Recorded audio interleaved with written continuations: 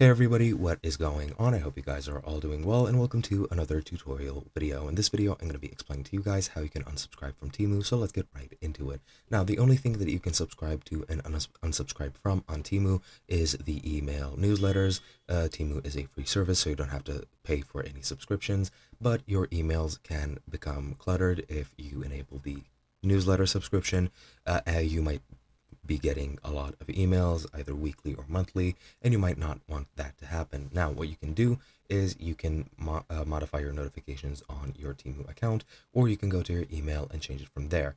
Now in your account, what you need to do is just go over here and go into notifications, and that's going to take you to your notification settings screen, as you can see here.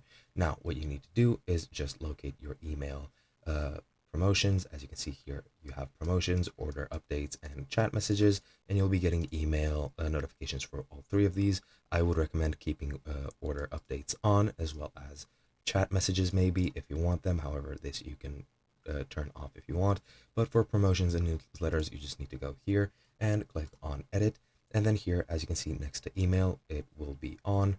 If you have an email, I don't have an email tied here, even though I do for this account. I'm not sure why it's asking me to enter the email again for promotions, but pretty much what you need to do is you just need to turn them off, and that's pretty much it. Now on the mobile version, it is a bit different. What you need to do is go into your U section at the bottom of your screen, go in the top right, click on the gear icon, and from there you just need to go into your notifications from there, and then just modify all of these and edit these as you would on the PC version. And that is basically all there is to it. Hope you guys enjoyed, and I'll be seeing you guys in another video.